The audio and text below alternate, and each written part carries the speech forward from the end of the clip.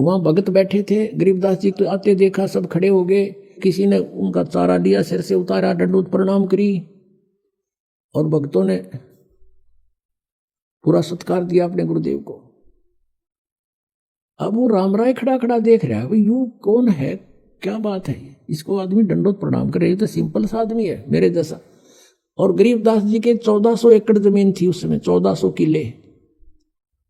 उधर से राम राय भी एक अच्छा जमींदार था, 500-600 एकड़ जमीन उसके भी थी, किसान था वो भी सरदार जी। अब उसने सोचा यू किसान बताओ, अच्छी जमीन है इसके, अभी सुना मैंने, और बैल बाल बांध रखे। इन्हें सोचा कि मेरा कैसा किसान है, इसके ये मजदूर होंगे जो इसको प्रणाम करें। अब उसने पूछा रे ये कौन है भाई।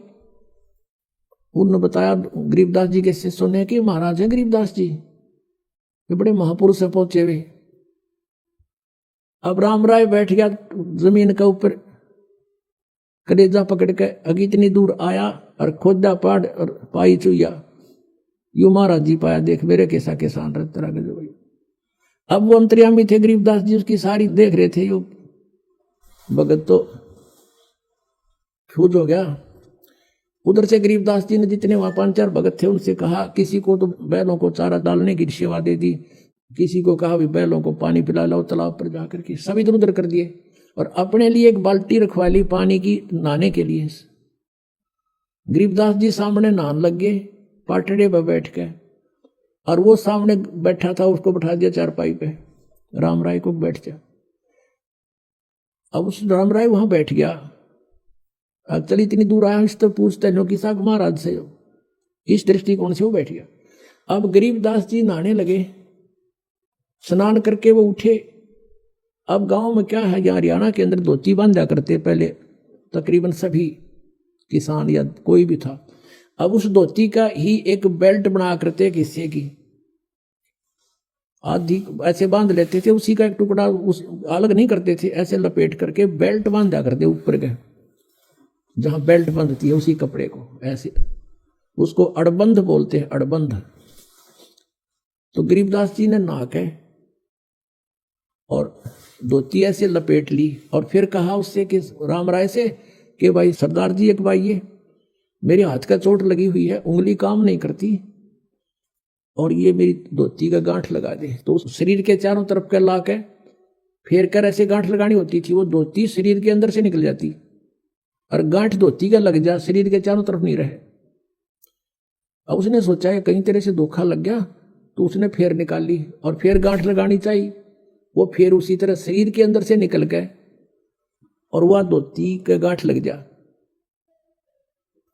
गरीबदास जी ने वो फेर रखा था कि इसकी फड़क निकल दे सारी।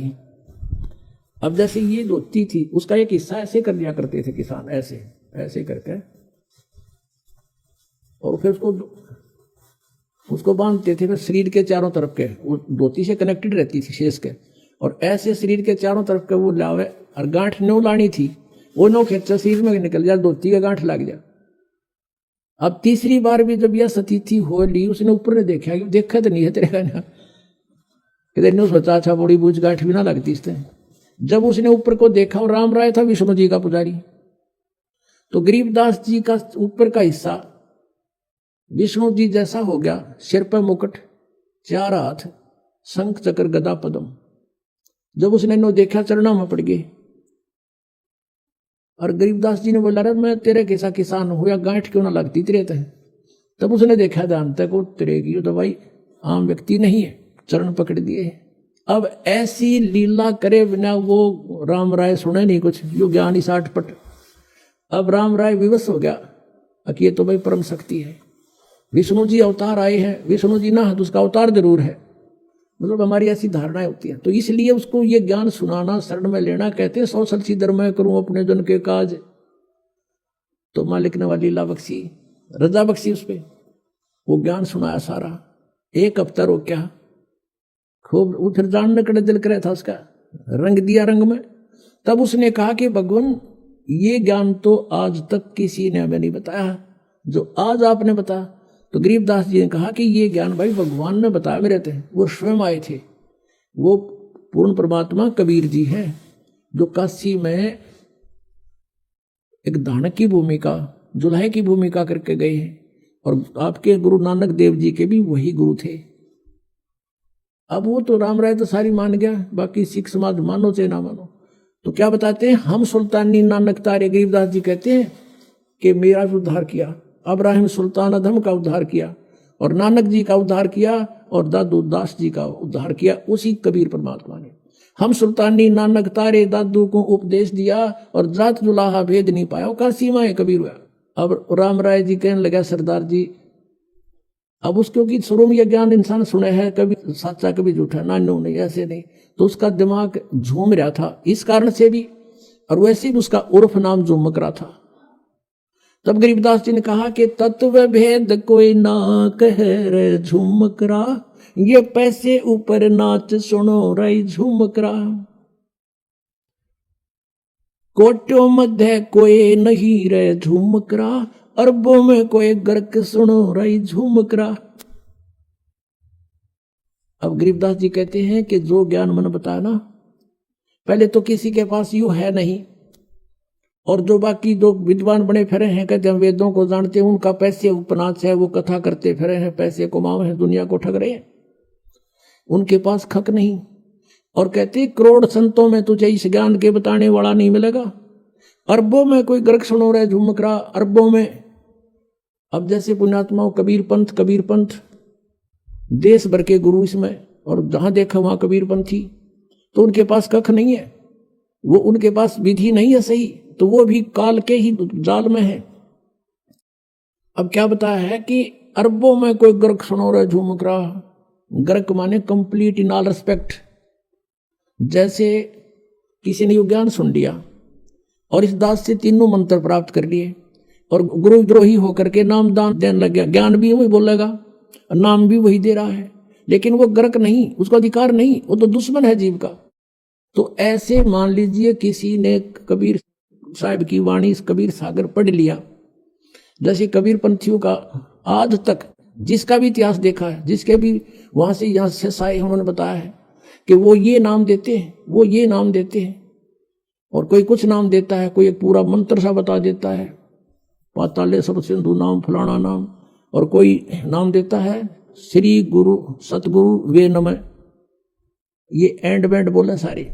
और ये कुछ एक इनमें से कबीर साहब की सृष्टि रचना सुना के, थोड़ा बहुत कथा कुथा सुना के दिखा जानो, ये विवाह बात बताओ इस दास के तरह। और जैसे ये राधा स्वामी वाले पंथ के भी सचखंड और सतलोक की जो हमारे रेल बना रहे थे, इन्हें कह भी ना पता, तो ऐसा लगे कि ये भी सचखंड की बात करें और वो भी सचखंड की बात करें, वो भी कबीर साहब के बारे में कहता है, तो ये नकली है सारे, ये गर्क नहीं है, ये कंप्लीट इन ऑल रिस्पेक्ट नहीं है। इनके पास सब कुछ ज्ञान भी हो गया कि आपका ये रोग है, और उसने बता दिया तेरा ये बीमारी है, सुनकर किसी और ने बता दिया तुझे ये रोग है, और औषधि है नहीं, तो क्या फायदा उस ज्ञान का। वो तो डॉक्टर के पास जाओ जिसके पास यह जड़ी है, और रोग भी बताओगा और जाती दवाई देगा, ठीक हो जाएगा। तो कहा है कि कोटों मध्य कोई नहीं रहे झुमकरा, अरबों में कोई गर्क सुनो रहे झुमकरा। अरबों में, जैसे एक गांव में अगर 10,000 15,000 व्यक्ति रहते हैं, उसमें 5,000 गुरु पाओगे। थोड़े बताऊं बल्कि ज्यादा बेसिक हो जा। जैसे किसी के बालक के कोई तकलीफ होगी, पहले तो उसकी सास कहेगी बेटी बार लीगा दर दे 100 रुपया, फिर पड़ोसन आवेगी क्या हो गया बेटी 28 का ऐसे ऐसे हो गया, अग भीतर लीगा दर दे 2 रुपये। एक और आवेगी इसका नजर हो रही है तो राय पर मिट्टी ठा के फेंक दे इसके ऊपर गए।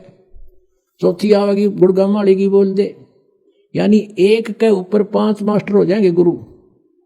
ऐसे ऐसे हर घर में 1-1 2-2 जरूर पाओगा। कोई ब्रह्मा की पूजा बतावे, कोई विष्णु की, कोई शिव की, कोई भैरव की, कोई भूत की, ये बतानी है नरे। और कोई फिर कहे ब्रह्म पूजो वशिष्ठ ऊपर भगवान नहीं, इनकी भी गिनती नहीं। गीता जी अध्याय नंबर 7 के श्लोक नंबर 19 में कहा है कि अर्जुन बहुनाम जन्माना मनते ज्ञानवान माम प्रपते वासुदेव सर्वमिति स महात्मा सुदुर्लभ है। बहुत बहुत जन्मों के अंत के जन्म में कोई मेरी पूजा करता है, ब्रह्म तक पहुंचती है उसकी बुद्धि, ना तो अन्य देवताओं में फंसे रहते हैं। लेकिन ये बताने वाला कि वासुदेव सर्वमिति, वासुदेव यानी वो परमात्मा तत्परम। गीता जी अध्याय नंबर 18 के श्लोक नंबर 62 में कहा कि सर्वभाव से उसकी शरण में जा। कहते ऐसे बताने वाला कोई संत के वही पाप नाशक है, वही पूर्ण मोक्षदायक है, वही सारी सृष्टि का रचने वाला है। कहता ये बताने वाला साधु तो मुश्किल तो मिलेगा। तो उसी दृष्टिकोण से गरीबदास जी कह रहे हैं, कोटो मध्य कोई नहीं रह झुमक रहा, अरबों में कोई ग्रक सुनो रहे झुमक रहा, तत्व भेद कोई ना कह रहे झुमक रहा, ये पैसे ऊपर नाथ सुनो रहे झुमक रहा। तो गरीबदास साहिब ने कहा था, भजन करो उस रब का जो दाता है कुल सभी का। ये है वो कुल का दाता, कबीर इज गॉड, और इसी की पूजा करो। बोलो सतगुरुदेव।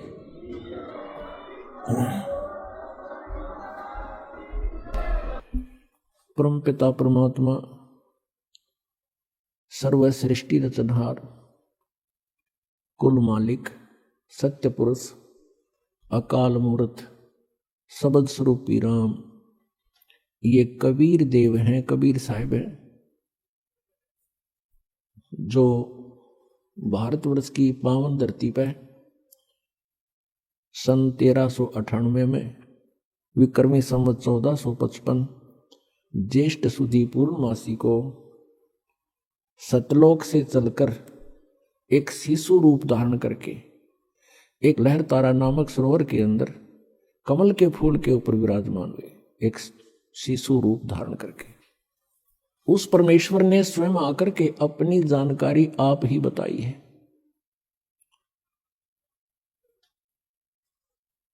और उस परमेश्वर के बताए ज्ञान से काल के दूतों ने अपनी अलग अलग दुकानें खोल ली। सब सचखंड सतलोक के गीत गान लगे। उनको कह कह का पता नहीं सचखंड क्या होता है, सतनाम किसे कहते हैं, और सतलोक सार नाम सतशब्द सतनाम ये क्या चीज है। इसके विषय में आदरणीय गरीबदास साहिब जी, जिनको परमात्मा पूर्ण ब्रह्म अपने गुण अपनी लीला अपनी महिमा के अनुसार अपने स्वभाव अनुसार जो लीला करते हैं, उस लीला के माध्यम से वो परमात्मा आदरणीय गरीबदास साहिब जी को गांव छुड़ानी जिला झज्जर हरियाणा में आकर के प्राप्त हुए थे।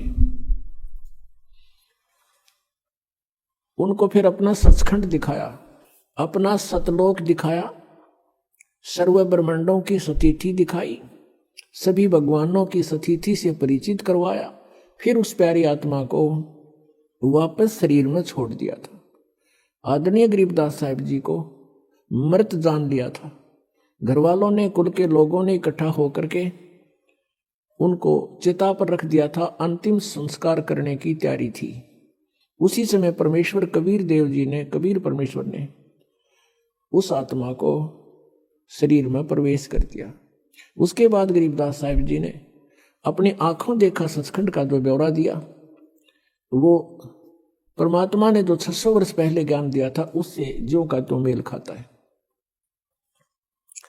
गरीबदास साहिब जी ने कहा है कि हम देखा सो सच है और सकल प्रपंच, हमने जो आंखों देखा भगवान की महिमा, कबीर परमेश्वर जी की महिमा, वो सत्य है और बाकी सब प्रपंच फैलाए बैठे हैं। उनके विषय में कहा कि बेखों के लश्कर फिरे, बेख मीन पंथों के, ये पंथों के लश्कर फिरे, लश्कर माने टोड़ के टोड़, पता नहीं कितनी दुनिया ने घेरे बैठे हैं ये लोग। बेखों के लश्कर फिरे ये बाणी चोर कठोर, सतगुरु धाम ना पहुंचेंगे ये 84 के ढोर। गरीबदास साहिब जी ने कहा कि जो कबीर परमेश्वर की वाणी को चुराकर अपनी दुकान न्यारी खोल ली, पंथ चला दिए, सचखंड का ठेका ले लिया, उनको पता कुछ भी नहीं है। तो उनके विषय में कहा कि ये बेखों के लश्कर फिरे, लश्कर माने पूरी सेना की सेना, और ये वाणी चोर कठोर, परमात्मा की वाणी को चुरा कर ये स्वयं संत बन बैठे और अब सच्चाई को स्वीकार भी करने को तैयार नहीं, इतने कट्टर हो गए। वो संत भी और उनके अनुयायी भी कहते सतगुरु धाम ना पहुंचेंगे ये 84 के ढोर, ये सतलोक नहीं जा सकते, ये 84 लाख योनियों में यहीं पर अपना भटकते रहेंगे। पुणात्माओं, हम यहां काल के जाल में कैसे फंसे और हम यहां इतना कष्ट उठा रहे हैं, फिर भी मृत्यु पसंद नहीं करते। किसी के दोनों पैर कट गए, एक हाथ को पैरालिसिस है और वो भी अभी जीने की आशा करता है। किसी के एक व्यक्ति के 4 पुत्र थे, चारों मृत्यु को प्राप्त हो गए, वो भी अभी जीने की आस करता है। ऐसा क्यों है? क्योंकि हम मृत्यु पसंद नहीं करते और मृत्यु डेफिनेट। तो जो ना होने वाली वस्तु की हम यहां चाह रखते हैं, तो सबसे बड़ी भूल तो अपने यह लग रही है कि मृत्यु होगी और मरना नहीं चाहते। कारण क्या है? क्योंकि हम ऐसे स्थान पर रहा करते थे जहां कभी मृत्यु होती ही नहीं थी। कोई भी वृद्ध अवस्था पसंद नहीं करता। एक माई लगभग 65 से ऊपर की उम्र की, और उसको एक बहन ने यहां आश्रम में ही उसको ताई कह दिया, बुढ़िया कह दिया। वनो कहती है अच्छा मई बुढ़ी होगी, दांत नहीं उसका, शलवर पड़ रही सारे शरीर मुंह पे। तो कहने का भाव यह नहीं, उसका दोष नहीं। हर प्रत्येक व्यक्ति यूं चाहता है कि मैं युवा बना रहूं, वृद्ध अवस्था ना हो और मृत्यु ना हो, और यहां दोनों डेफिनेट। इसके लिए परमात्मा बताते हैं, जैसे श्रीमद् भगवत गीता अध्याय 7 के मंत्र 29 में गीता ज्ञानदाता कहता है कि जो साधक जरा और मरण से, जरा मीन वृद्ध अवस्था, बुढ़ापे का कहर, और मृत्यु, इन दोनों से छुटकारा पाने के लिए जो प्रयत्न कर रहे हैं, वे उस परमात्मा को, तत्ब्रह्म को और सारे अध्यात्म को, यानी सब उस तत्व ज्ञान को, तत्व ज्ञान से और पूरे सभी कर्मों से परिचित हैं। वो किसी भी वस्तु की यहां डिमांड नहीं करते। वो ये चाहते हैं कि हमारी जन्म मृत्यु समाप्त हो, और वो लोग जहां पर जाने के बाद वृद्ध अवस्था नहीं होती वो प्राप्त हो। तो गीता ज्ञानदाता से अर्जुन ने पूछा 8वें अध्याय के प्रथम मंत्र में, उसने पूछा कि आपने जो 7वें अध्याय के 29वें श्लोक में तत्ब्रह्म के बारे में कहा है कि उसको जानकर, सारे धातुओं से परिचित, सब कर्मों को जानकर प्राणी केवल जरा और मरण से छूटने का ही प्रयत्न करता है। तो वो किम तत्ब्रह्म, वो क्या है वो तत्ब्रह्म?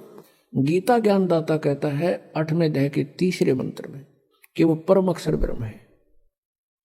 परम अक्षर ब्रह्म, आज सुबह भी सुना था आपको, 3 पुरुष हैं, एक सरपुरुष, एक अक्षर पुरुष, और तीसरा ये परम अक्षर पुरुष। परम अक्षर पुरुष कहो, परम अक्षर ब्रह्म कहो, इसको सत्य पुरुष कहो, सत्य माने अविनाशी, और इसको पूर्ण ब्रह्म कहो। ये पर्यायवाची शब्द, उपमात्मक शब्द है परमेश्वर के। तो गीता जी अध्याय नंबर 15 के श्लोक 1 से लेकर 4 में, 16 और 17 में इन 3 प्रभुओं की स्थिति स्पष्ट कर रखी है कि सबसे श्रेष्ठ वो सरपुरुष और अक्षर पुरुष से भी अन्य है, वो परम अक्षर ब्रह्म है।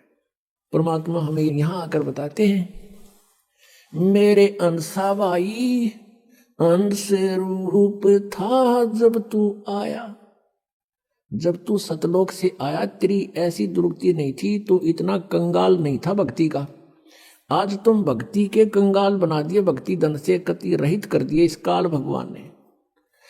ये समर्थ प्रभु नहीं है, ये ब्रह्म 21 ब्रह्मांड का स्वामी है, और ये आप ही से एक टैक्स लेता है, उससे अपने ब्रह्मांड चला रहा है। यहाँ की नीति इस ब्रह्म से लेकर, सरपुरुष से लेकर और नीचे तक, राजा तक की एक जैसी नीति है।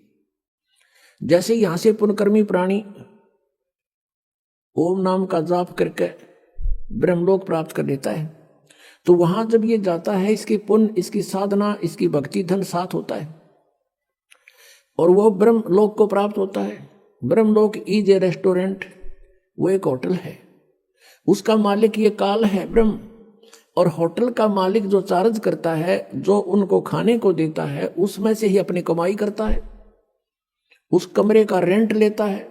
तो वो सब चार्जेज आपसे लेकर के वो तो अलग, फिर आपके खाने पीने में जो खर्च होता है, आपकी कमाई वो अलग, तो वहां से अपना जो टैक्स वो अलग रख लेता अपनों को, जिससे अपना ब्रह्मांड चला रहा है, और आपको वहां खाली करके खोखा और नरक में भेज देता। तो पुण्यात्माओं, ये ज्ञान भगवान ने स्वयं आकर दिया, परमेश्वर ने। हम कैसे फंसे इस काल के जाल में, हम सभी। तो आज आपको सृष्टि रचना सुनाएंगे। जैसे आज सुबह का सत्संग था, भजन करो उस रबदा जो दाता है कुल सबदा। अब वो दाता कुल सबका जो दाता है, सबका पालनहार है, वो परमात्मा है कौन? अब उसकी जानकारी आपको होनी चाहिए। जब तक आप सृष्टि रचना से परिचित नहीं होगे, तब तक आप किसी भी सदग्रंथ को और परमेश्वर कबीर जी की वाणी को या परमात्मा परिचित जितने संत हैं उनकी अमर वाणी को आप नहीं समझ सकते, उसका अनर्थ ही कर सकते हैं। तो आप जी को परमात्मा की उस मास्टर की का ज्ञान कराते हैं। मास्टर की माने मुख्य चाबी। सृष्टि रचना परमात्मा को पहचानने की एक मास्टर की है। आज से 600 वर्ष पहले परमात्मा आए थे और उस समय ये ज्ञान प्रदान किया करते थे, उच्चारण किया करते थे, अपनी अमृतवाणी से बोलते थे, जो आदरणीय धर्मदास जी ने लिपिबद्ध किया था, लिखा था। और वो लिखा हुआ आज हमारे पास पवित्र कबीर सागर जी के अंदर, पवित्र कबीर जी की साखियों में, पवित्र शब्दावलियों में हमारे पास उपलब्ध है, और पवित्र कबीर बीजक में। वैसे कबीर बीजक कबीर सागर से ही निकसित एक अलग से ग्रंथ उन्होंने वाणी छांट कर बना ली। तो वो परमात्मा ने स्वयं आकर के ज्ञान दिया था। और उस समय परमेश्वर स्वयं कहा करते थे कि तुम जिन प्रभुओं की पूजा कर रहे हो, श्री ब्रह्मा रजगुण, श्री विष्णु सतगुण और श्री शिव जी तमगुण, ये नासवान है, इनकी जन्म मृत्यु होती है। ये समर्थ परमात्मा नहीं है, ये केवल आपको अपना किया कर्म ही दे सकते हैं, उसमें कोई परिवर्तन ये प्रभु नहीं कर सकते। इनका भी विनाश होगा और इनके आश्रित प्राणी भी विनाश को प्राप्त होंगे। तो ये पूर्ण मोक्ष नहीं हुआ। और गीता जी अध्याय नंबर 15 के श्लोक 16 में 2 पुरुष बताए। सरपुरुष ये ब्रह्म है, इसको सरब्रह्म भी कहते हैं, काल रूपी ब्रह्म भी इसी को कहते हैं। और अक्षर पुरुष ये परब्रह्म कहलाता है। ये दोनों पुरुष नासवान है, दोनों भगवान नासवान है प्रभु। और इनके अंतर्गत जितने प्राणी हैं वो भी नासवान है। केवल आत्मा तो किसी की भी नहीं मरती, कुत्ते की भी नहीं मरती। गीता जी अध्याय नंबर 15 के श्लोक 17 में तुरंत कहा कि उत्तम पुरुष है तू अन्य परमात्मा इति उदाहरते। वो श्रेष्ठ परमात्मा वास्तव में भगवान तो कोई और है जिसे परमात्मा कहते हैं, जो परमात्मा कहलाता है और वो ही तीनों लोकों में प्रवेश करके सबका धारण पोषण करता है। वो अविनाशी परमेश्वर है। उस समय इन नकली गुरुओं ने, नकली ब्राह्मणों ने, ब्राह्मण का अर्थ यहां पर कोई जाति विशेष से नहीं है। पुण्यात्मा, ब्राह्मण सोए जो ब्रह्म पछाणे और पंडित सोए जो पिंड की जाने। जैसे पहले कोई वैद्य होता था, बहुत ही अच्छा वैद्य था, नब्ज नाड़ी देख करके रोग जान लेता था, अच्छी औषधि देता था, रोगी स्वस्थ हो जाता था। धीरे धीरे उसकी प्रसिद्धि फैल गई। उसके 1-2 पीढ़ी तक भी वैद्यगाई करते रहे। उसके बाद उनके अनुयायी जो है वैद्य का काम करना छोड़कर अन्य कार्य करते हैं, तो भी वे अपने साथ में वैद्य लिखते हैं। जैसे राज सिंह वैद्य, और वो दुकान खोल रहा है परचून की। धर्म सिंह वैद्य वेल्डिंग सेट ले रहा है और वो भी वैद्य लिख रहा है। एक टायर पंचर लगा रहा है, वो भी लिख रहा है कृपाराम वैद्य। जबकि उनके पूर्वज तो वैद्य थे। अब वो वैद्य नहीं है, वो केवल सरनाम बना लिया उन्होंने, सरनेम। ऐसे ही जो ब्राह्मण पंडित अब वर्तमान के हैं, ये ब्राह्मण नहीं है तो सिर्फ उस वैद्य लिखन लागे शर्मा और पंडित, ये वो पंडित ब्राह्मण नहीं है। ये क्रिया करते हैं, कोई खेती करता है तो ब्राह्मण वो भी लिखता है, किसी ने कोई और दुकान खोल रखी है वो भी पंडित जी लिखता है। तो ये पंडित नहीं है, वो तो उस वैदवाड़ी परंपरा से वो लिखने लग गए। मेरे पूज्य गुरुदेव जी इस ब्राह्मण परंपरा से संबंध रखते थे। सांसारिक शब्दों में कहें कि वो ब्राह्मण थे, पंडित थे। गांव पैंतावास बड़ा, जिला भिवानी, भिवानी से दादरी रोड के ऊपर, दादरी से 10 किलोमीटर पहले जाते समय, भिवानी से जाते समय राइट हैंड को एक बड़ा पैंतावास गांव है, सड़क से भी 1-1.5 किलोमीटर अंदर की ओर, मेन रोड से। तो वहां मेरे पूज्य गुरुदेव जी का जन्म हुआ। वो 16 वर्ष की आयु में घर त्याग कर परमात्मा प्राप्ति के लिए घर छोड़कर चले गए थे। आगे उनको कबीरपंथी संत मिल गए, और मेरे जो दादा गुरु जी थे, यानी मेरे पूज्य गुरुदेव जी के पूज्य गुरुदेव, वो गांव छावला, दिल्ली में गांव छावला के जाट थे, और उन्होंने काशी विद्यापीठ से शिक्षा ग्रहण कर ली। वो भी घर छोड़कर चले गए थे 15-16 साल की आयु में। उनके गुरुदेव ने, हमारे दादा गुरुदेव के गुरु जी ने उनको शिक्षित करा दिया था। वो 4 विषय के आचार्य हो गए थे, और वो जाट होते हुए अपनी जो पदवी लिखते थे, अपनी डिग्री लिखते थे, पंडित चिदानंद। आज उनका आश्रम है डिस्ट्रिक्ट सोनीपत, खरखोदा के पास एक गोपालपुर गांव है। गोपालपुर गांव में मेरे पूज्य गुरुदेव के गुरुदेव यानी हमारे दादा गुरु जी का आश्रम है। उसके ऊपर लिखा हुआ मोटे अक्षरों में पंडित चिदानंद जी आश्रम। यानी वो जाट होते हुए पंडित लिखते थे, हमारे गुरुजी ब्राह्मण होते हुए ब्राह्मण नहीं संत लिखते थे, स्वामी लिखते थे। वो कहते थे ब्राह्मण नहीं हूं मैं संत हूं। तो यहां ब्राह्मण उसको, पंडित उसको कहते हैं जो गुरु पद पर और वैसे जो शिक्षा ग्रहण कर लेता है। वैसे तो परमात्मा का ने डेफिनेशन बता दी, पंडित सोए जो पिंड की जाने, ब्राह्मण सोए जो भगवान पहचाने। वो ब्राह्मण होता तो हम ब्राह्मण हो गए, हम ही पंडित हो गए, क्योंकि हमने खोज लिया उस भगवान को ढूंढ लिया, पहचान लिया उस मालिक को। तो अब हम इसलिए डिफाइन करना पड़ता है कि कोई बेदक ना जा बीच में, कि तो ब्राह्मण बूढ़ा बतावे। तो वो नकली जो ब्राह्मण थे, जो वेदों से परिचित नहीं थे और पवित्र पुराणों से परिचित नहीं थे, पवित्र गीता जी के ज्ञान से वो परिचित नहीं थे, वो विरोध किया करते थे परमेश्वर कबीर देव जी का, कि कबीर अशिक्षित है, ये सदग्रंथों को नहीं समझ सकता, इसको अक्षर ज्ञान नहीं है, जिस कारण से ये ब्रह्मा विष्णु महेश की बेइज्जती करता है, हमारे देवताओं को हीन बताता है, इनको नासवान बताता है, ये निकम्मा व्यक्ति है, इसकी बातें मत सुनना।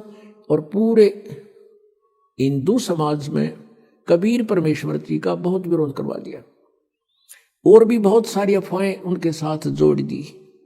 उद्देश्य उनका ये था कि कोई भी कबीर जी के निकट ना चला जा, और कबीर जी के निकट चले गए तो तुम्हारी दुकानें बंद हो जाएंगी। और परमात्मा 600 वर्ष पहले कहा करते थे, धर्मदास ये जग बोराना, कोई न जाने पद निर्वाणा, यही कारण मैं कथा पसारा, सबसे कहिए एक राम नियारा।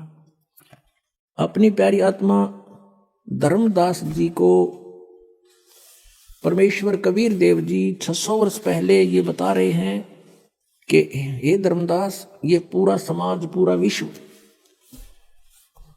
विचलित है, किसी को भी मोक्ष मार्ग का ज्ञान नहीं, कोई ना जाने पद निर्वाणा, यही कारण मैं कथा पसारा, जग से कहिए एक राम नियारा। यही ज्ञान जग जीव सुनावो, सब जीवों का भरम नसावो, अब मैं तुमसे कहूं चिताई, त्रिदेवन की उत्पत्ति भाई। एक धर्मदास नाम के बहुत श्रद्धालु थे, और उसका पवित्र हिंदू धर्म में जन्म था। जिस कारण से वो श्री ब्रह्मा जी, श्री विष्णु जी, श्री शिव जी के कट्टर पुजारी थे। ब्रह्मा जी की तो पूजा कोई करता नहीं, लेकिन विष्णु जी के वो, श्री विष्णु जी के वो कट्टर पुजारी थे। भगवान शंकर को भी सामान्य दृष्टि से देखते थे, जैसे हम सभी हिंदू ऐसे ही करते थे। और जैसे भी उन्होंने गुरु भी धारण कर रखा था, रूपदास जी। अपने रूपदास गुरुदेव जी के बताए मार्ग अनुसार वो हरे कृष्ण हरे राम का जाप करते थे। राधे राधे श्याम मिला दे सीताराम राधे श्याम। और ओम नमः शिवाय, ओम भागवते वासुदेव नमः, एवं नमः, ये पता नहीं कितने नमः बना रखे इन्होंने। तो ये सभी जाप किया करते थे वो सब। परमात्मा अपनी लीला अनुसार, अपनी महिमा अनुसार जो लीला करता है, जिसके विषय में वेद गवाही देते हैं कि वो परमात्मा कौन है। देखो पुण्यात्माओं, वेदों को पवित्र हिंदू समाज एक बहुत ही आदर की दृष्टि से मानता है और पूरा हिंदू समाज वेदों पर आधारित है। उसके बाद उसी के समांतर पवित्र 18 पुराणों को भी हम सामान्य दृष्टि से, आदरणीय दृष्टि से ही देखते हैं। श्रीमद् भगवत गीता को भी हम एक बहुत पवित्र सदग्रंथ मानते हैं। अब उन सदग्रंथों में क्या क्या मैटर है, क्या विवरण है, ये आज तक हमें नहीं पता था। हम ये अवश्य मानते थे कि वेदों में जो लिखा है वो बहुत अच्छा है, वो सत्य है। और वेदों में कौन सी मेडिसिन की वो तो है नहीं, वो बुक, वो तो भगवान ने के विषय में जानकारी है सारी। वो परमात्मा कौन है, वो परमात्मा कैसा है, वो परमात्मा करता क्या है, वो लीला करता क्या है, किस रूप में रहता है, ये सारा ज्ञान वेदों में लिखा था। लेकिन वेद संस्कृत में थी और संस्कृत भाषा का जानने का अधिकार केवल एक वर्ग को था, एक वर्ग को था, ब्राह्मण को। अब इन ब्राह्मणों ने, जैसा भी ऋषियों ने पढ़ा अपने वेदों को, ये नहीं समझ सके वेदों के गूढ़ रहस्यों को, क्योंकि इनके पास तत्व ज्ञान नहीं था। अब देखो, इन्होंने वेदों को पढ़ा और श्रीमद् भगवत गीता को पढ़ा। श्रीमद् भगवत गीता अध्याय नंबर 4 के श्लोक नंबर 34 में कहा कि उस तत्व ज्ञान को, कौन से तत्व ज्ञान को, श्रीमद् भगवत गीता अध्याय नंबर 4 के श्लोक नंबर 32 में कहा कि वो तत्व ज्ञान जो परमात्मा ने अपने मुख कमल से आकर बोला है, वो तत्व ज्ञान है। और उसमें यज्ञों की अर्थात धार्मिक अनुष्ठानों की जानकारी बहुत विस्तार के साथ है। और उसके जानने के बाद फिर तू सर्व प्रकार से कर्मों से मुक्त हो जाएगा, वो है तत्व ज्ञान। तो चौथे अध्याय के 34वें श्लोक में कहा कि उस तत्व ज्ञान को तू तत्वदर्शी संतों के पास जाकर समझ और उनको दंडवत प्रणाम करने से, कपट छोड़कर विनम्र भाव से याचना करने से, प्रार्थना करने से वो तत्वदर्शी संत तुझे परमात्म तत्व का ज्ञान कराएंगे। तो इससे सिद्ध हो गया कि गीता ज्ञान दाता ये कह रहा है कि मैं उस तत्व ज्ञान से अपरिचित हूं। नहीं तो एक 18 अध्याय लिखे, 19 में और लिख दो यूं तत्व ज्ञान, भाई उसको पता ही नहीं था इसके बारे में। ऐसे ही चारों वेदों का सारांश है पवित्र श्रीमद् भगवद गीता, पवित्र चारों वेदों का। तो यजुर्वेद अध्याय नंबर 40 के मंत्र नंबर 10 से लेकर 13 तक 2 बार गवाही दी है कि कोई तो परमात्मा को असंभवात माने जो जन्म नहीं लेता, यानी निराकार है, और कोई उसको कहते हैं संभवात, जैसे राम और कृष्ण रूप में जन्म लेकर प्रकट होता है, वो साकार है। कहते हैं भगवान साकार है या निराकार है, इसकी जानकारी भी तत्वदर्शी संत बताएंगे, उनसे सुनो, वो सही सही बताते हैं। तो इससे सिद्ध होगा कि वेद ज्ञान भी कंप्लीट नहीं है। इसलिए वेदों में लास्ट में लिखा है नेति नेति। नेति का अर्थ होता न इति, इति माने एंड, अंत, न माने नहीं। हमने जो ज्ञान दे दिया ये पूर्ण नहीं है, ये इतना ही नहीं है। तो इससे सिद्ध हो गया कि वेद भी इनकम्प्लीट ज्ञान रखते हैं। तो इन महापुरुषों ने, ब्राह्मणों ने, ऋषियों ने, जैसे ब्रह्मा ने, विष्णु ने, शिव जी ने, इन सभी ने वेदों को पढ़ा और वेदों में भी पढ़ने के लिए ड्यूटी लगा दी ब्रह्मा की कि आप इनको पढ़ो और अच्छी तरह समझो और हमें समझाओ। तो ब्रह्मा को ब्राह्मण कहने लगे। ब्रह्मा के वंशज जितने थे, ब्रह्मा जी ने उन ऋषियों को भी अपनी तरफ से जैसा भी उन्होंने वेदों को समझा वो ज्ञान बता दिया, तो उसके वंशज सारे ब्राह्मण कहलाने लगे। तो ब्रह्मा जी ने जो विष्णु और शिव जी को ज्ञान दिया उन्होंने फाइनल मान लिया कि जो इन्होंने ठीक पढ़ा है वेदों को ऐसा ही होगा। यही परंपरा फिर आगे चलते हुए आ गई। इन वेदों को पढ़ने का केवल अधिकार ब्राह्मणों को रह गया। संस्कृत भाषा को यही जानते थे, अन्य नहीं जानते थे। अभी कुछ समय पहले भी अपने भारतवर्ष में संस्कृत पढ़ने का अधिकार केवल ब्राह्मणों को था, अन्य जाति का ब्राह्मण नहीं, कोई भी व्यक्ति संस्कृत नहीं पढ़ सकता था। भारतवर्ष में एक काशी विद्यापीठ रही है, काशी में, उसमें केवल ब्राह्मणों के ही बच्चों को पढ़ाया जाता था। और एक यहाँ कड़ौली गांव है खरखोदा के पास, कड़ौली जिला सोनीपत में, कड़ौली गांव का एक निश्चल नाम का बच्चा था। उसके मन में प्रेरणा हुई कि मैं संस्कृत भाषा को जानूं और फिर सदग्रंथों को समझूं और फ्री ऑफ कॉस्ट सबको बताऊं। ये ब्राह्मण वर्ग ने तो केवल इसको अपनी रोजी रोटी तक सीमित कर लिया। इस उद्देश्य से उस किसान के जाट के पुत्र ने एक झूठा सर्टिफिकेट बनवा लिया नंबरदार तय कि ये निश्चल दास ब्राह्मण वर्ग कुल से संबंध रखता है, इस गांव का रहने वाला है, और वो बनवा के चला गया, काशी विद्यापीठ में प्रवेश पा लिया। वहां उसने विद्या ग्रहण की और पूरी यूनिवर्सिटी में 1 नंबर पावे, फर्स्ट अटेंड करे, अपनी शिक्षा पूर्ण कर ली। जब वो चलने लगा तो उस काशी विद्यापीठ के प्राचार्य की एक कन्या विवाह के योग्य हो गई थी। अब वो लोग, जैसे आजकल विद्या केवल रोजी रोटी के लिए ही उद्देश्य बनाकर ग्रहण की जाती है, जैसे कोई डॉक्टर की लाइन में जाता है रोटी रोजी के लिए, इंजीनियर लाइन में जाता है रोजी रोटी के लिए, अध्यापक लाइन की कोई कोर्स करता है रोजी रोटी के लिए। तो उसी तरह विद्या का उस समय प्रयोग करते थे ब्राह्मण वर्ग कि ये अच्छा विद्वान बच्चा है और खूब धन कमाओगा, बढ़िया बोलना आता है, संस्कृत बहुत अच्छी बोलता है और गणे लोगों ने मूर्ख बना के खूब धन कमाओगा, तेरी बेटी सुखी रहेगी। वो निश्चल नाम था उस बच्चे का। उसने कहा कि प्रिंसिपल जी, अब मुझे आशीर्वाद दो, आपका बच्चा अपने क्षेत्र में सफल हो। तो उसने कहा, बेटा क्या तू मुझे गुरु दीक्षिणा नहीं देगा? उसने, प्रिंसिपल ने कहा, मुख्य प्राचार्य ने। निश्चल ने कहा, जी गुरुदेव, हम आपको क्या दे सकते हैं और जो आपकी आज्ञा हो बोलो। कहने लगा, भाई वचनबद्ध हो जा, कदे फिर जा। वचनबद्ध हो गया जी कि मैं अपनी कन्या का विवाह तेरे साथ करना चाहता हूं, मना मत करना। अब यहां फंस गया धर्म संकट में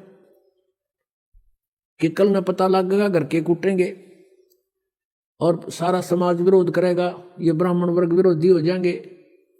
तो उसने साची बतानी पड़गी कि प्रिंसिपल जी मेरी बात सुनो। उसने सारा कहानी बता दी कि मैं किसान का पुत्र हूं, जाट का, मैं ब्राह्मण नहीं हूं, और मैंने ये झूठा सर्टिफिकेट बनवाना इसलिए जरूरी समझा कि मैं संस्कृत पढ़ना चाहूं था और इन सदग्रंथों के गूढ़ रहस्यों को समझ के वेदों को जनता में फ्री ऑफ कॉस्ट सेवा करना चाहता हूं। मैं शादी भी नहीं कराना चाहता था, मैं फ्री ऑफ कॉस्ट सेवा करूंगा, मैं इस उद्देश्य से शिक्षा ग्रहण करने आया हूं, मैं ब्राह्मण नहीं हूं। फिर वो प्रिंसिपल लाल पीला हो गया, उसने बहुत खरी खोटी सुनाई और श्राप दे दिया और वचन ले लिया कि वचनबद्ध हो कि संस्कृत भाषा में ना तो कोई प्रवचन करेगा और ना ही कोई लेखन कार्य करेगा। उसने कहा, ठीक है गुरुजी, जैसे आप कहोगे। अब उसके बाद निश्चल दास जी ने दादू पंथ में जाकर के दीक्षा ग्रहण कर ली। आदरणीय दादू साहब जी को परमेश्वर कबीर देव जी आकर मिले थे, पूर्ण परमात्मा। 7 वर्ष के दादू जी थे तब परमात्मा को मिले थे। उनसे भगवान के बारे में चर्चा की, बड़े इंटरेस्ट दिखाया। वो पुण्यात्मा थी, पिछले संस्कार थे। तो दादू साहब जी एकदम प्रभावित हो गए और चरण पकड़ दिए, प्रभु आपकी बातों में बड़ा आनंद आ रहा है, मुझे भगवान दिखाओ। सतलोक में लेकर गए, उनकी आत्मा को, बेहोश हो गया, चेत हो गया, उनका शरीर नहीं रहा, आत्मा नहीं थी उसमें, शरीर जीवित रखा लेकिन जैसे कोमा में होता ऐसे कर दिया। घर वालों को पता लगा, जंगल में बाहर बच्चा था, उठा लाए, घर पे रखा 3 दिन तक नाड़ी पकड़ देखते रहे, नाड़ी चल रही है, बच्चा अचेत है। तीसरे दिन 3 दिन 3 रात ऐसे ही रहा। फिर परमात्मा ने सब ऊपर के ब्रह्मांड दिखाकर वापस छोड़ दिया। तब दादू साहब जी खड़े हुए, देखा तो ऊपर जो देखा था सारा कुछ परमात्मा ने तो उसमें ज्ञान फीड कर दिया था। परमात्मा की महिमा उसने बोलनी शुरू कर दी थी। उसके बाद उनका बहुत बड़ा पंथ बन गया था उस समुदाय में। उस निश्चल दास ने दीक्षा ली फिर एक अपनी जैसा भी उन्होंने वेदों को तो पढ़ा अवश्य, लेकिन लिखा नहीं संस्कृत में। उसने फिर संत भाषा में, जैसे संतों की भाषा 2 है शब्दावली होती है, ऐसे उसने एक निश्चल ग्रंथ बनाया। और उस निश्चल ग्रंथ में भी वो सारांश नहीं था उसके पास। यह उद्देश्य कहने का दास का ये है, मैंने खूब पढ़ा, उनका अध्ययन किया सबके सदग्रंथ। उसके उस निश्चल ग्रंथ में भी कुछ भी ज्ञान नहीं वेदों और गीता का। जैसे आम ब्राह्मण वर्ग हुआ बाई बकते हैं, ऐसा उसने बक रखा था। क्योंकि संस्कृत के पढ़ने से, चाहे जाट पढ़ो चाहे ब्राह्मण पढ़ो, वो सदग्रंथों से कुछ भी ग्रहण नहीं कर सकते जब तक हम इस सृष्टि रचना से परिचित नहीं होंगे। क्योंकि वेदों में कंप्लीट ज्ञान नहीं है, श्रीमद् भगवत गीता में भी कंप्लीट ज्ञान नहीं है। अब हम उसी प्रसंग पर आते हैं। तो उसमें ये एक विशेष वो था कि इन ऋषियों ने, ब्राह्मणों ने ब्रह्मा जी से जैसा ज्ञान ग्रहण किया था उसी के आधार से वक्ता बनकर 18 पुराण बना दिए। यो 18 पुराणों का एक ही ज्ञान है। फिर कुछ तो ब्रह्मा से ग्रहण किया हुआ ज्ञान, कुछ अपना अनुभव, किसी से इधर उधर से सुनाया, उसका अलग से एक राइटर ने, वक्ता ने अपना ज्ञान वो बना दिया, पुराण बना दी। इन सब का केवल राइटर जो है, वक्ता कोई और है पुराणों का, राइटर केवल वेद व्यास है। राइटर तो पवित्र 4 वेदों का भी वेद व्यास है, लेकिन Ved Vyas is not writer of वेद। एक तो लेखक होता है, वो आप बना के लिखे, वो केवल एक कॉपी करता, समझ लो एक कॉपी की है वेदों की। लेकिन वेदों का वक्ता पूर्ण परमात्मा है। और उसने अपने बच्चों तक ये ज्ञान पहुंचाने के लिए इन 5 वेदों को इस ब्रह्म के अंतःकरण में फीड कर दिया था, सरपुरुष के काल के। और फिर उसका समय निर्धारित कर दिया था अपने विधान से। उसके बाद अपने आप इसके श्वासों से वो बाहर आए थे। इस काल भगवान के श्वासों से ये 5 वेद अपने आप बाहर आए थे। जैसे माता को गर्भ रहता है, 9 महीने के बाद बच्चा ऑटोमेटिकली बाहर आ जाता है, ऐसे परमात्मा ने वेदों का बीज इसके अंतःकरण में डाल दिया था काल के में। और फिर अपने आप ये 500 बाहर आ गए थे। जैसे आज कंप्यूटर में आप देखते हो, इस वेबसाइट में कितना ही मैटर फीड कर दो और कितना निकाल लो, मिनट में निकला होगा। तो ऐसे ही वो मैटर मालिक ने दिया था। तो इसने 5वां वेद तो नष्ट कर दिया ब्रह्म ने। जब देखा इसमें तो सारा कुछ मेरी पोल पाट रखी है, और 4 वेद रख लिए। तो इन 4 वेदों में इनकम्प्लीट नॉलेज है। ब्रह्म तक की साधना का तो ज्ञान है और पूर्ण परमात्मा की महिमा है, लेकिन पूर्ण परमात्मा के पाने की वे ऑफ वर्शिप पवित्र 4 वेदों में, पवित्र श्रीमद् भगवत गीता में नहीं है। कोड वर्डों में है, सांकेतिक शब्दों में। तो क्या था, अब इन ऋषियों ने जैसा भी वेदों को समझा, लेकिन उन्होंने क्या समझा कि ब्रह्म को कंप्लीट गॉड मान लिया, पूर्ण परमात्मा, और इसका ओम मंत्र ये सबसे उत्तम मंत्र मान लिया। ओम मंत्र का जाप किया, ब्रह्म प्राप्ति का उद्देश्य रखा, और इन्होंने जो भी साधनाएं की, हठ योग किया, मेडिटेशन किया। लेकिन वेदों में हठ योग नहीं है। पुणात्माओं, आप बालक नहीं है, आज कलयुग में जन्मा, और इस समय में मनुष्य बहुत बुद्धि रखता है। कंप्यूटर बना लिए, इंटरनेट सेट कर दिए, वेबसाइट बना ली। अब भगवान की तरफ थोड़ी सी इस बुद्धि को लगाना पड़ेगा अपना। ये इंटरनेट गणे दिन के नहीं है। अगर 2 वर्ष वर्षा ना हुए, ये जहाज भी खड़े खड़े जरे उन प्लेटफार्मा पे, और ये कंप्यूटर भी बाहर करोड़ियां बगेरने पड़े, ये कोई नहीं निपट नहीं पावे, ऐसा बुरा हाल हो जा। तो परमात्मा इज सुप्रीम पावर, परमात्मा ही सर्व सुखदायी है। उसको पाकर हम ऐसे स्थान पर चले जाएंगे जहां हमने इन सुविधाओं की जो यहां हम कोशिश कर रहे हैं तगड़मबाजी करके सुख प्राप्त करने की, वहां हमें ऑटोमेटिक मिलेंगी और हम वहीं रहा करते थे। हम अपनी गलती से वो यहां आगे उसका दंड भोग रहे हैं। हम एक एक पैसे के भिखारी हो गए, एक एक दाने का हम भिखारी बन गए, और वहां हमारे सामने भरे पूरे भंडार थे, सदाबहार वृक्ष थे, फलदार वृक्ष थे, किसी चीज का अभाव नहीं था, सरोवर भरे थे दूधों के, सतलोक के अंदर अमृत आहार किया करते थे। हम उस भरी थाली का ठोकर मारे आए, उसके प्रतिफल में आज हम सारा जीवन लगे रहते हैं इस एक पेट के लिए, शरीर के लिए, यही पूरा नहीं होता और मर ही जाते।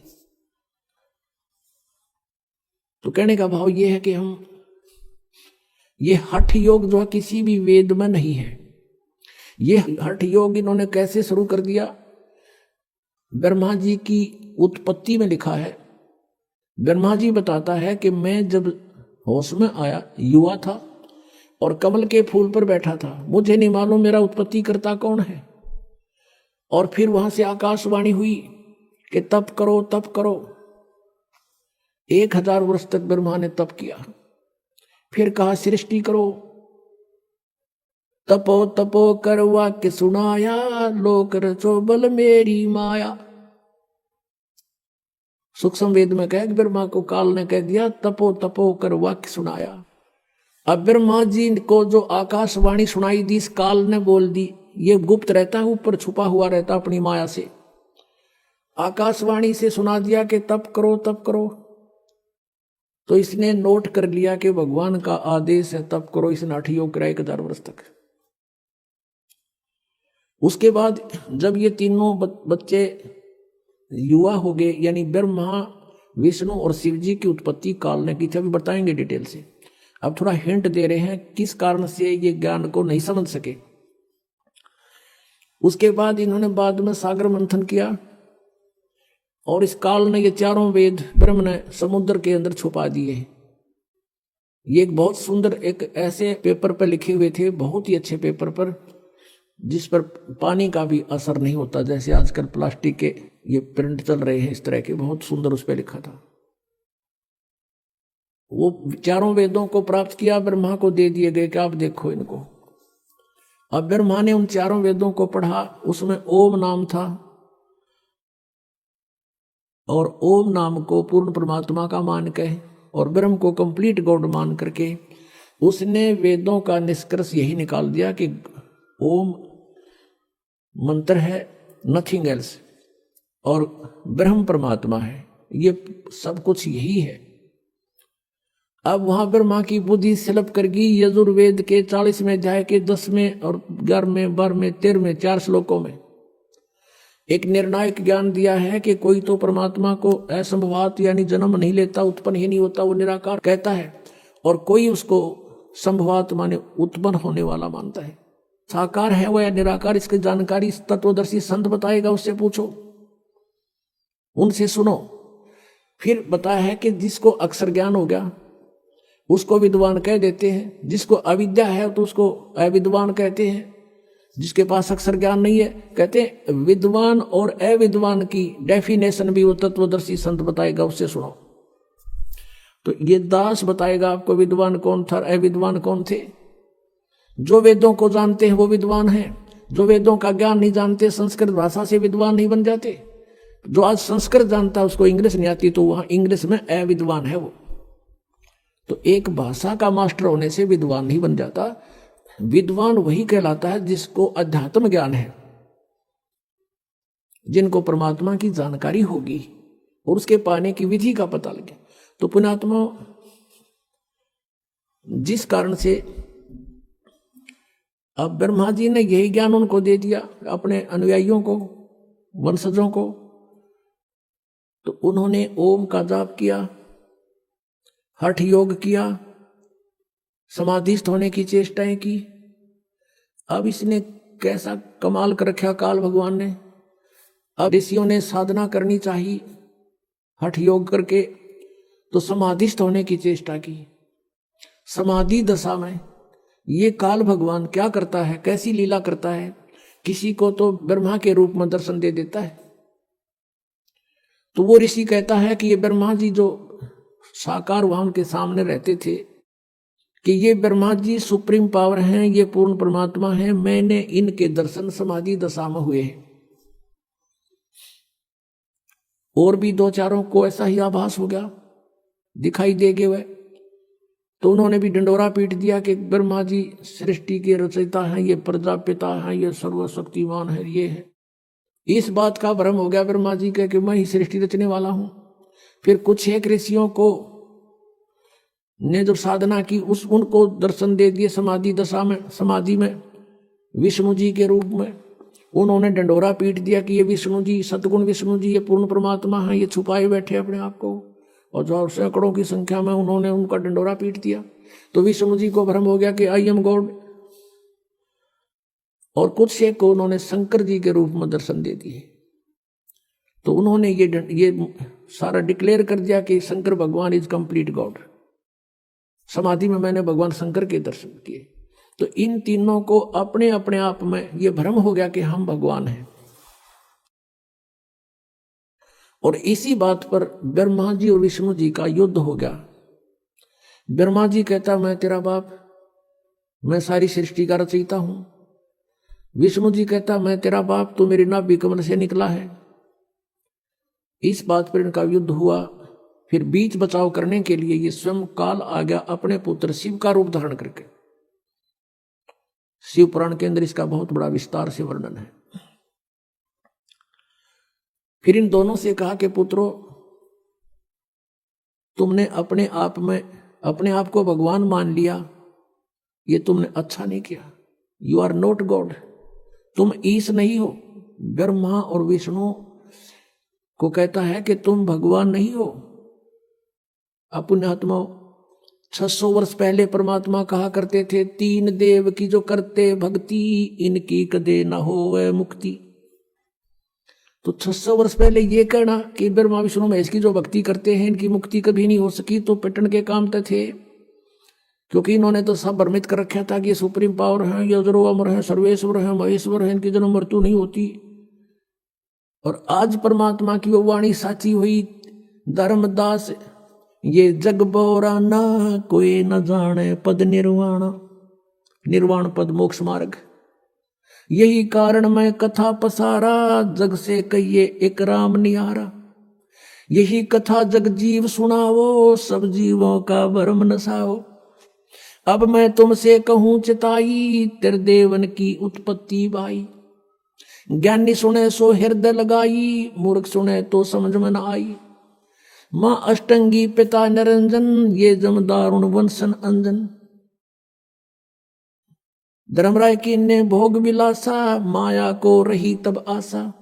तीन पुत्र अष्टंगी जाए, ब्रह्मा विष्णु शिव नाम धराए। तीनों गुण का ये विस्तारा, धर्मदास मैं कहूं पुकारा। गुण तीनों की भक्ति में ये भरम पड़ो संसार। कह कबीर निज नाम बिना तुम कैसे उतरो पार।